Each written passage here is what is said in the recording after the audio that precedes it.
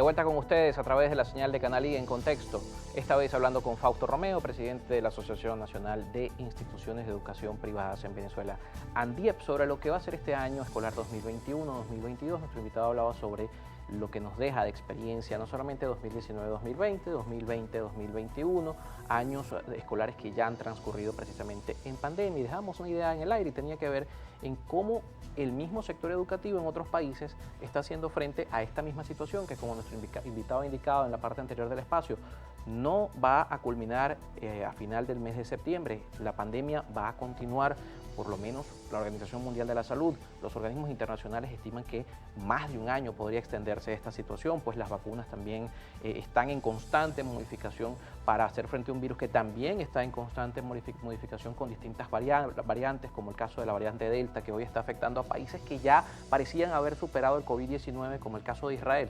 Y eso nos lleva a esa reflexión de cómo adecuarnos a una situación que no sabemos cuánto va a durar en el tiempo. Fíjate que el tema de las vacunas es un tema ya de querer hacer. Yo tengo la experiencia particular del personal de mi colegio que se hicieron la primera dosis y luego a los 21 días, cuando le habían dicho, llegan y no hay, si fueron al día siguiente, no hay. Entonces, este es un tema que hay que saberlo canalizar, a diferencia que en Nueva Esparta. En Nueva Esparta, allí el ente gubernamental llamó a Fede Cámara, llamó a la Cámara de Turismo, a la Cámara de Comercio, le hizo un planteamiento, un plan que generaba una cantidad de $400.000. No es que se le invirtió dinero, sino que hacían falta aire acondicionado, camilla, toda una infraestructura para montar, y se fue recuperado. Y ahí se están vacunando. Y puedo decir que todos los colegios, al menos afiliados en ANDIEP, hoy por hoy están vacunados el 100% de Nueva Esparta.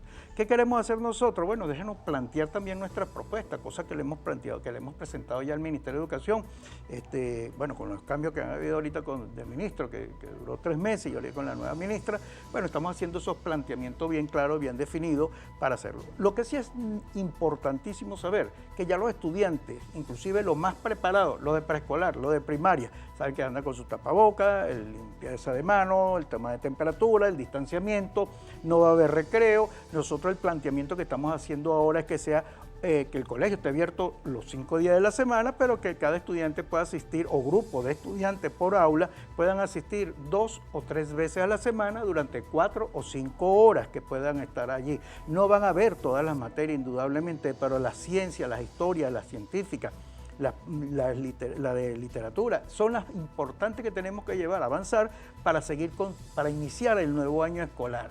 Ese es un planteamiento que nosotros tenemos propiamente propuesto, no como por ejemplo en Francia o en Italia, cuando dijeron, bueno, se acabó el COVID, vamos para adelante, abrieron el 100% y pues menos de 3 semanas tuvieron que cerrar.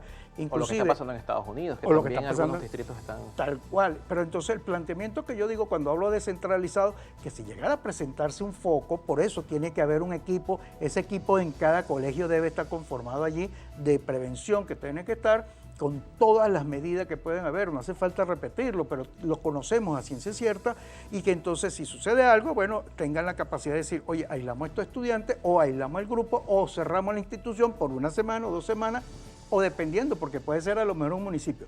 Carlos, te puedo comentar, por ejemplo, que en Venezuela, aún hoy en día, hay municipios que no ha llegado ni siquiera un resfriado. Y están cerradas esas escuelas, las escuelas agrarias, las zonas rurales, las escuelas agrícolas que están perdidas, el ganado que se muere, ya esas escuelas no pueden ni siquiera, porque ya no van mal los estudiantes, ya no están mal los maestros, los profesores, se ha perdido todo ese trabajo que está allí, que generaba alguna fuente de riqueza o alguna fuente de empleo o algo que podría nutrirse para alimentar ese poblado, esa situación que está ahí. Entonces hay que ver y analizarlo, no podemos continuar con aquello. Ya yo escuché al presidente Maduro decir, sí, vamos a empezar en octubre, pero la última vez empezó a decir, en el 7+7. No es el 7+7, porque el 7+7 inclusive a nivel económico del país necesitamos reactivarnos, tomar todas las medidas preventivas. No son las escuelas, no es en los negocios, no es en los comercios donde viene el COVID. El COVID viene en el descontrol que pueden haber. Ya anunciaron que las navidades se inician en octubre. Bueno, esperemos que esas navidades que están iniciando, que van a iniciar desde octubre, tal como dice el gobierno nacional, no sea precisamente para irse en desbancada por todos lados y que se permita todo lo que pueda venirse luego, acontecimientos en enero, que vuelve a ser afectado el sistema educativo y la parte comercial del país. El sistema educativo ya mencionaba que debe existir ese equipo, la independencia que deben tener las propuestas del sector privado para volver a la normalidad de las actividades académicas, pero ese equipo existe porque hablamos de la deserción de los estudiantes que, según algunos medios de comunicación, han reseñado en 60% en algunos estados, caso del estado Monagas. Pero ¿qué pasa con los profesores? Porque también la deserción de la profesión del educador no viene de la pandemia. De mucho antes, el gremio está denunciando que cada vez menos estudiantes están en las escuelas de educación, que cada vez menos se inscriben en posgrados, que cada vez menos están asistiendo a las aulas los maestros. En este caso, ¿cómo se ha visto afectado? Porque si planteamos una solución independiente por institución, cada institución tiene una realidad que tiene que ver con una plantilla de docentes que puede verse afectada en esta misma paralización de actividades. Bueno, fíjate que primero nuestra solidaridad con los maestros del sector público. Los maestros del sector público no pueden ahorita, el 1 de agosto le aumentaron su sueldo, lo nivelaron, todo lo que podría llevarse y eso no le lleva ni siquiera $10-12 mensuales. Es un sueldo que realmente tenemos que entender y comprender.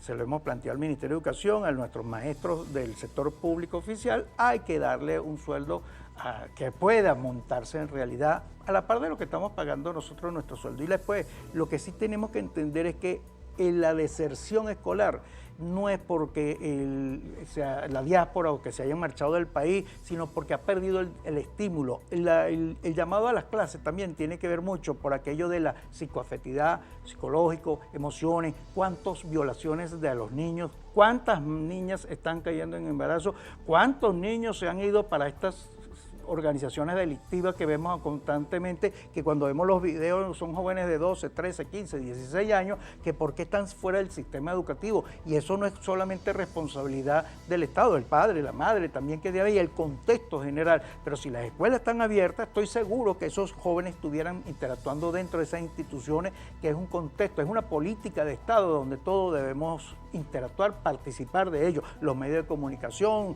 los colegios privados, el sector del magisterio, los sindicatos, los profesores, sé que ellos están exigiendo un sueldo, pero que yo me he sentado con los presidentes de las federaciones, me he solicitado una reunión con el magisterio, ellos me lo concedieron y les dije que bueno, que sus exigencias están muy bien para un país donde realmente podría estar desarrollado, pero vivimos en este momento una situación económica bastante atípica, bastante crítica, que si ellos exigen un nivel tan alto, bueno, el sector privado también tiene que pagar ese sueldo y cuánto terminaría pagando los padres y representantes por la cuota de escolaridad de la educación de sus hijos. Entonces aquí hay un equilibrio que tenemos que saber mantener, porque si no, esto va a haber un rompimiento muy fuerte de más de lo que ya existe en la economía del país. La política de Estado en materia educativa también pasa por el contenido que se imparte en las escuelas, porque buena parte de la deserción no va solamente por la desmotivación emocional, sino también por la utilidad y la efectividad que lo que se aprende en las escuelas tiene en la práctica en el mercado laboral, en el mercado ya también del tema universitario. Y en Venezuela hay un tema bien particular